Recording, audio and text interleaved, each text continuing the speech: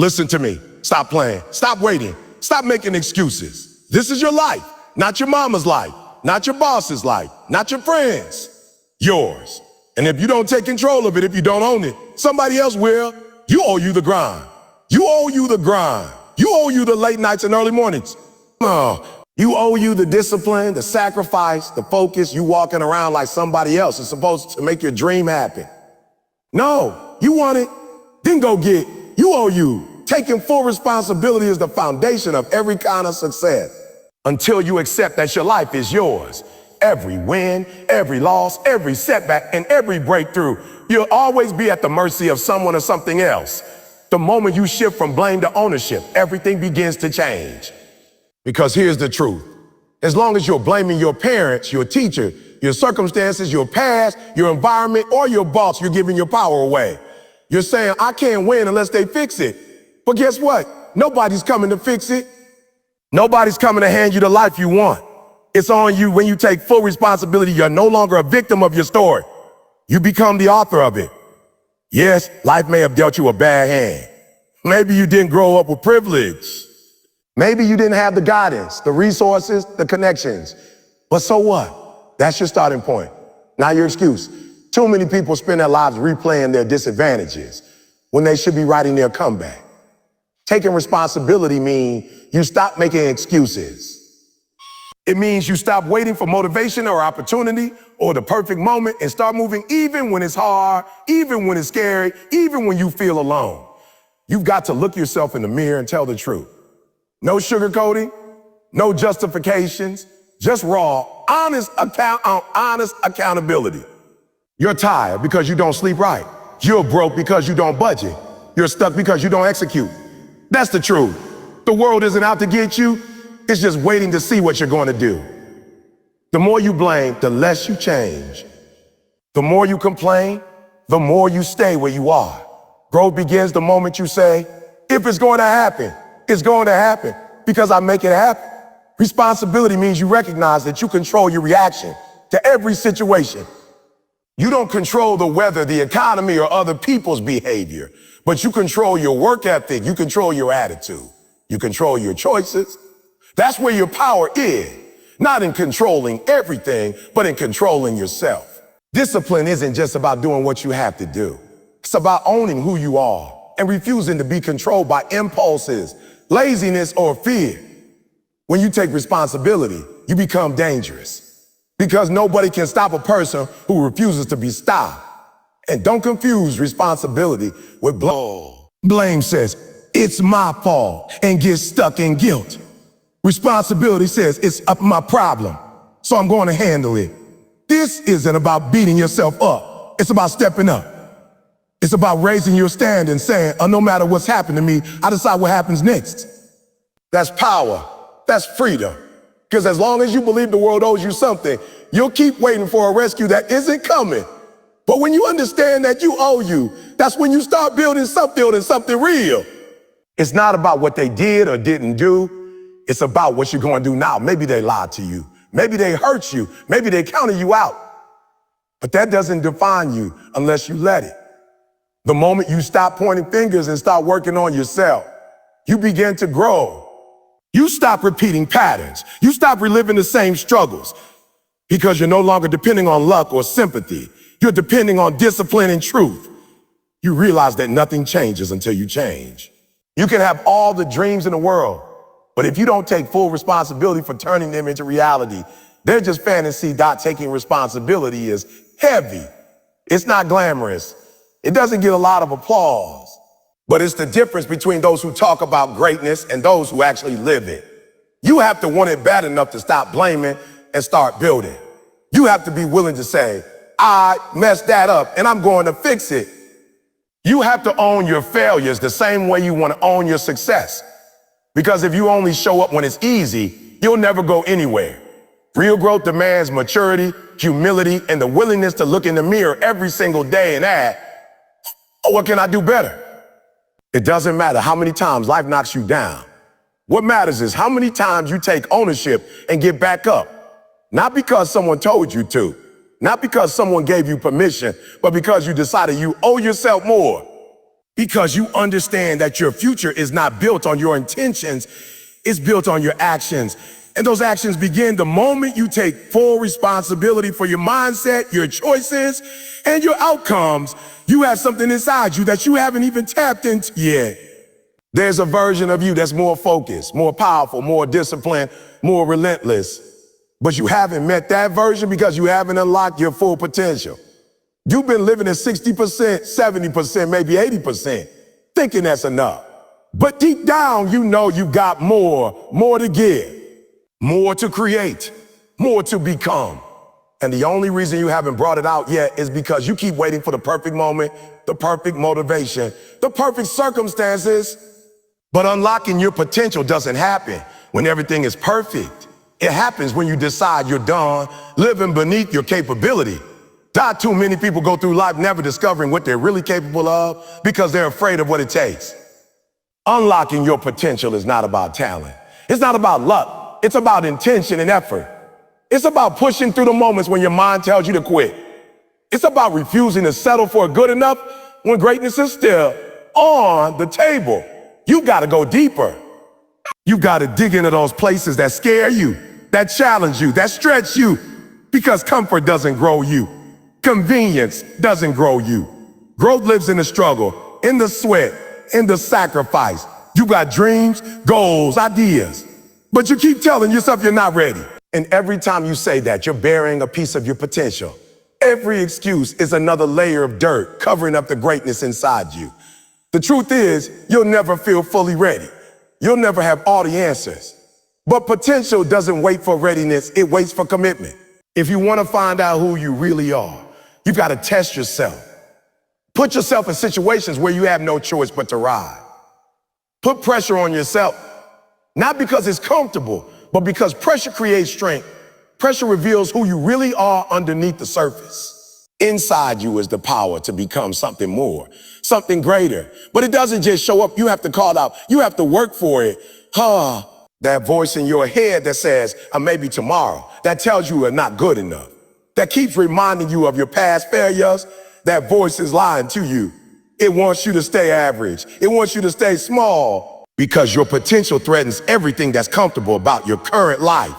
But you don't grow by staying small. You grow by showing up day after day and doing the hard things.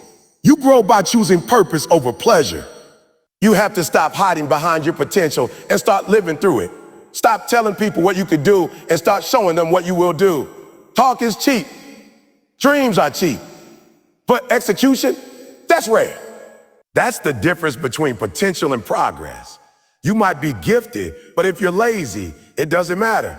You might have all the skills, but if you don't show up and do the work, you'll never reach your level. Don't be the person who had everything they needed to win, but never used it.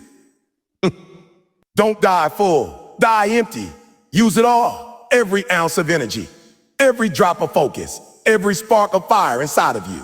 Unlocking your potential means being willing to fail. It means being okay with looking stupid, falling down, getting rejected, and still showing up. Because if you're only willing to do what's safe, you'll never do what's necessary. If you're only willing to try when you're sure you'll win, you'll never try at all. You've got to risk comfort to gain power. You've got to be willing to be the beginner, the underdog, the unknown. Because potential doesn't grow when you're coasting. It grows when you're climbing. Look around you. There are people with half your talent living twice the life, not because they're better than you, but because they stopped waiting. They took the shot. They put in the reps. They refuse to let fear run their life. And that can be you. But only if you stop treating your potential like a hobby and start treating it like a responsibility. You've been given something special. It's not an accident. You didn't survive everything you've been through just to stay average. You're still here because there's more in you, more to do, more to become. You weren't born to play small. You weren't made to blend in. There's something inside you the world needs, but the world will never see it unless you bring it out. That next level of your life is buried underneath discipline, consistency, and pain. You've got to be willing to go through all of that to get to the goal. The moment you stop waiting to feel like it and start acting like it's non-negotiable, that's the moment your potential starts working for you. That's when you start to shift. That's when everything begins to open up. Because potential isn't just what you have, It's what you do with it. That growth doesn't come wrapped in comfort. It doesn't show up when everything is going right. Real growth shows up in the struggle, in the chaos, in the moments when you feel stretched to your limits and still choose to push forward. Getting uncomfortable is not just a motivational slogan. It's the process, the grind, the test that separates people who dream from people who achieve. If you want to get to your next level, you got to stop running from hard things. You got to stop avoiding the challenge and start embracing it like it's the only way out.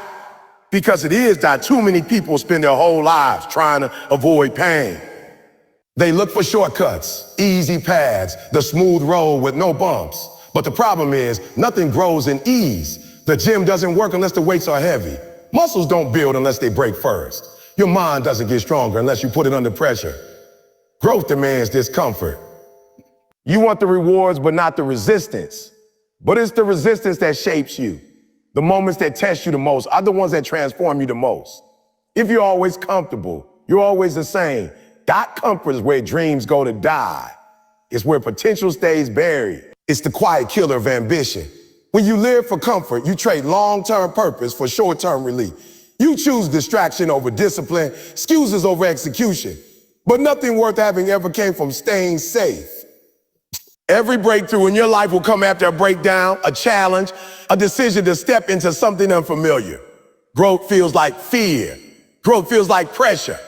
Growth feels like stretching beyond what you thought was possible. And that's exactly how you know it's working.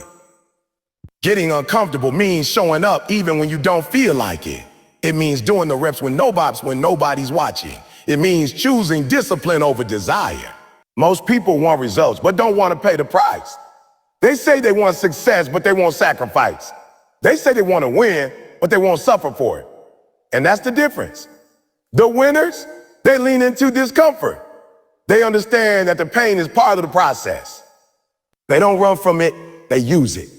They let it fuel them, sharpen them, build them into someone stronger, someone better. You have to decide who you want to be. Do you want to be the person who gives up every time it gets hard?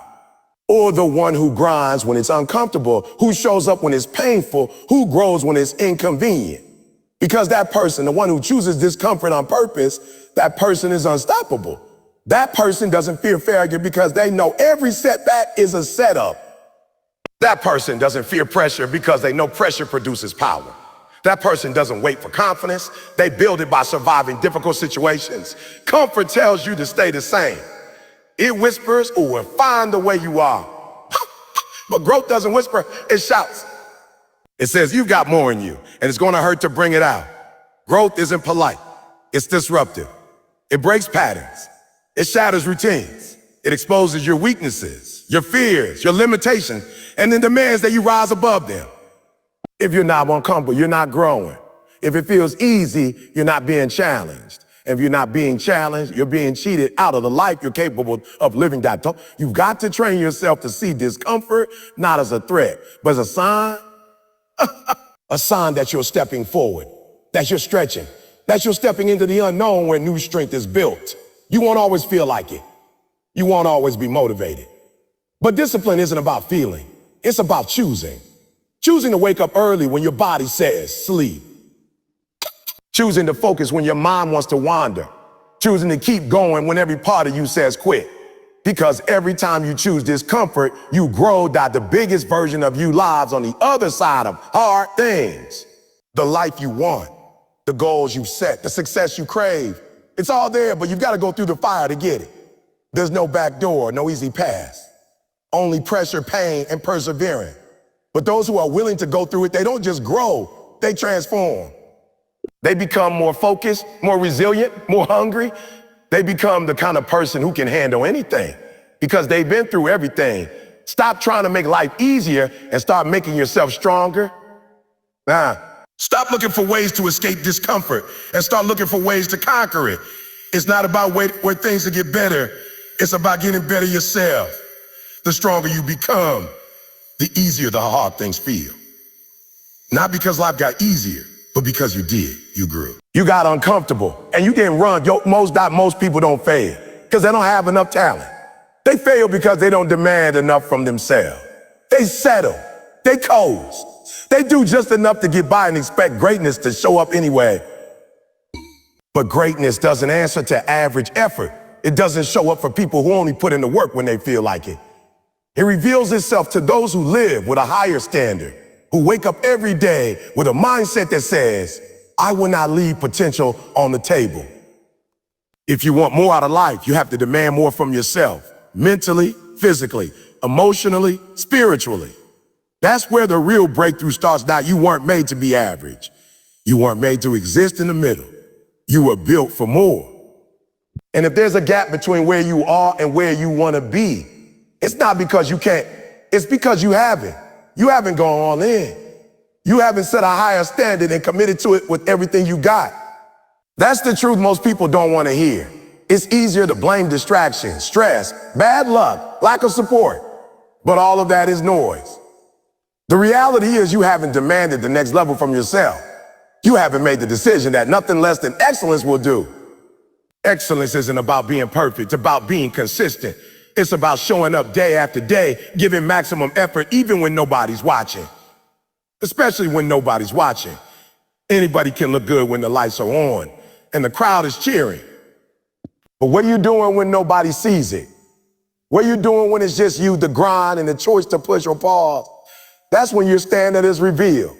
That's when you find out if you're serious about what you say you want or if you're just talking. Most people never find out what they're truly capable of because they don't push themselves far enough. They quit at 60%, 70%, thinking they gave it their all. But your body and your mind lie to you. They tell you you're tired when you still have more. They tell you you're done when you barely scratch the surface. You don't need more motivation. You need more discipline. You need to raise the bar on what you consider acceptable from yourself.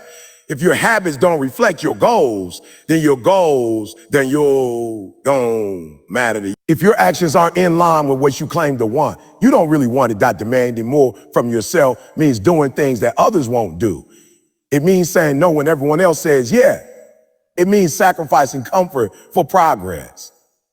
It means working when others are sleeping, learning when others are relaxing, and grinding when others are making excuses. That's what separates winners from everyone else. Not talent, not luck, standards. The standard you set for yourself and how you work, how you think, how you act under pressure. High performers don't rise to the occasion. They rise to their preparation. And preparation only happens when you hold yourself accountable. Day in and day out, you can't afford to be casual about your life. Casual effort brings casual results. You want success to chase you. Then stop treating your goals like a side hustle. Stop treating your growth like an option. Make it a requirement. Hold yourself to the kind of standard that scares your old self. Set the bar so high that the version of you from a year ago couldn't recognize who you become. That's how you level up. Not by hoping, not by wishing, but by deciding the average is no longer acceptable. And then backing that decision up with relentless execution. It's not enough to want more. You have to become more. You have to become more. You have to demand more focus when your mind wanders. Demand more effort when you feel lazy. Demand more courage when fear creeps in. Stop waiting for someone else to push you. Be your own fire. Be your own motivation. Be your own accountability because nobody's coming to save you. Nobody's coming to force you to be great. That's your job. That's your responsibility. And the minute you take ownership of that is the minute everything starts to shift. There are two types of people in this world. Those who do what's required and those who do what's necessary. The ones who do what's required clock in and clock out. They check the boxes. They stay in the middle. But the ones who do what's necessary go above and beyond. They keep going after the job is done. They do the extra work, the extra reps, the extra hours. Because they're not chasing approval, they're chasing greatness, and greatness has a cost. It costs time, focus, sweat, failure, and repetition. But the ones who demand it from themselves, who require nothing less, they're the ones who get it. Everybody has a dream. Everybody has ideas, goals, visions of what life could look like if everything fell into place. But the truth is, dreams don't work unless you do. You can sit around and visualize success all day long, but if you're not taking action, if you're not putting in the work, then it's just fantasy. There's a difference between dreaming and doing. Dreaming feels good. It's safe, it's comfortable, it's exciting. But doing, that takes effort. That takes courage. That takes discipline. And most people would rather stay in the comfort of imagination than face the pressure of execution. You don't get to the next level by thinking about it. You get there by grind, moving, by taking the first step, even when you're unsure of where it's going to lead. Too many people are stuck in the trap of over-planning, overthinking, and overanalyzing.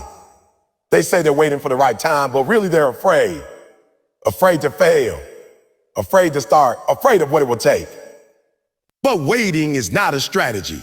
Delay is the enemy of progress. Every moment you spend thinking without doing is a moment you could have been building, learning, growing. The people who win in life are not the ones with the best ideas.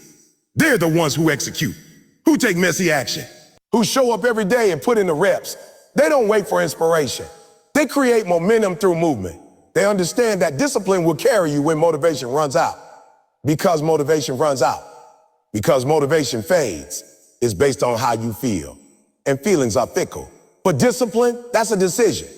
That's a commitment. It doesn't matter if you're tired, if you're stressed, if you don't feel like it. When you're disciplined, you do it anyway. You can't afford to sit around hoping your dreams will come true. Hope is not a plan. You need a strategy. And more importantly, you need to take action on that strategy every single day.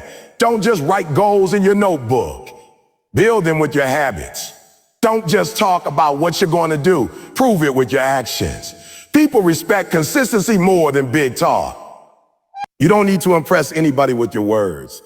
Impress them with your work ethic, with your results, with the grind they never see but feel when you show up different. That execution is everything.